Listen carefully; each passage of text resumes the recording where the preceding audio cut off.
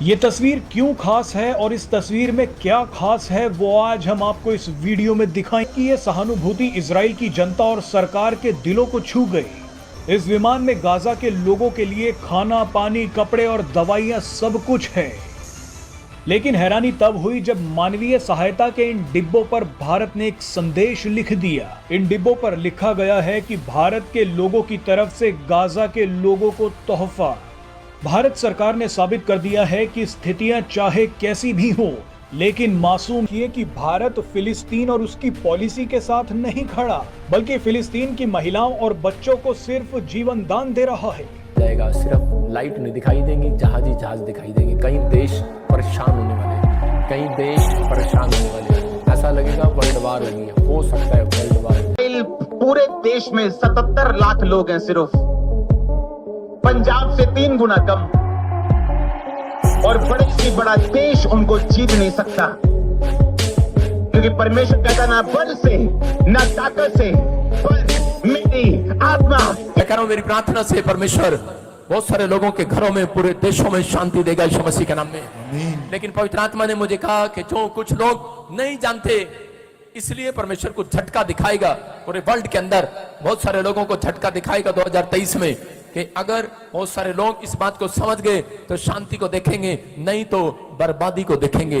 मैं उन लोगों के लिए कह रहा हूं कि अगर आज आप परमेश्वर के सामने विश्वास के साथ खड़े हैं तो पवित्र आत्मा आज आपको पहले जैसा नहीं रखेगा, बदल कर भेजेगा आज यीशु मसीह के नाम में।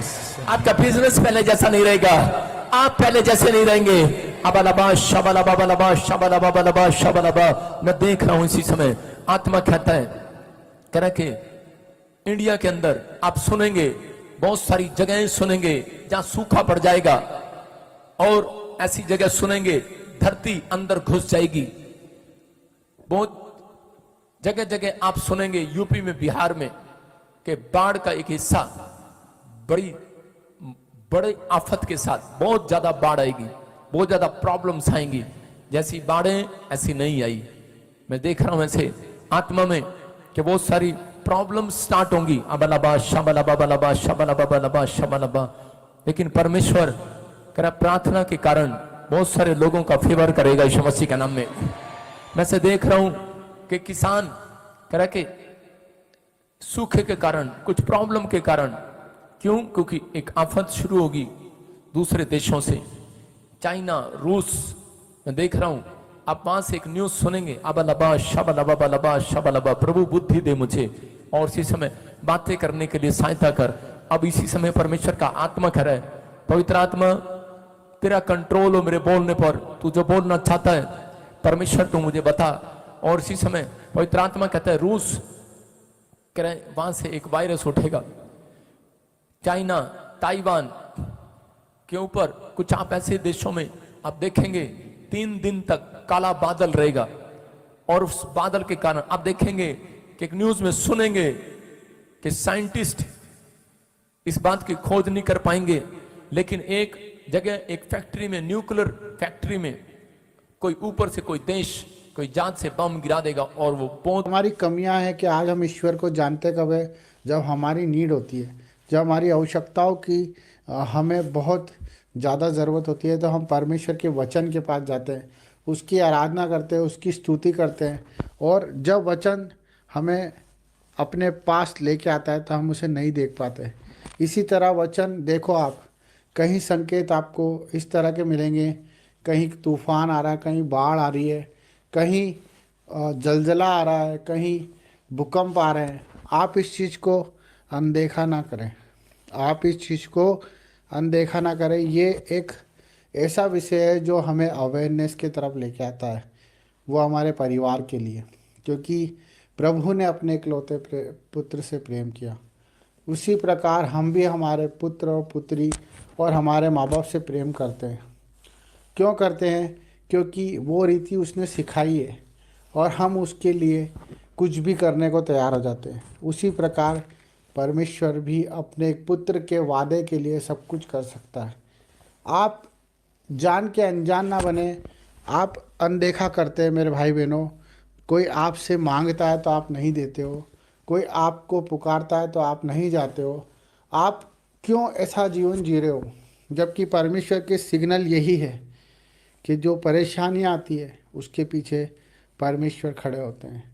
पर जो परेशानियों को देख के परमेश्वर को भूल जाता है, परमेश्वर भी उससे भूल जाता है। मेरे भाई बहनों, आज हम बहुत से भाई उन दुख उठा रहे हैं जो शरीर की पीड़ाओं में, पारिवारिक पीड़ाओं में, कर्जों में हैं, जो आज एहसान तले दबे हुए हैं, जो बोझ तले दबे हुए हैं, जो आज हिम्मत नहीं जुटा पा रहे, जो आज अपने परिवार को नहीं चला पा रहे।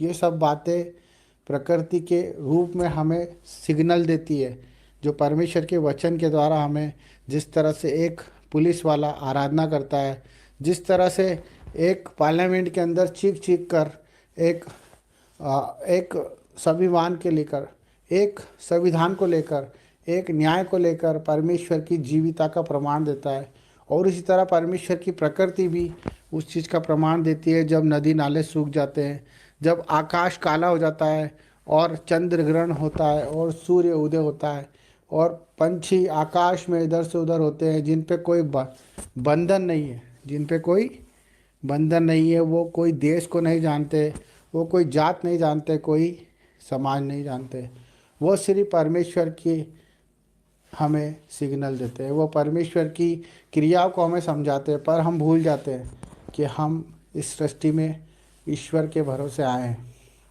हम परमेश्वर के रूप में, उसके समानता के तरह हम इस सृष्टि में आए हैं।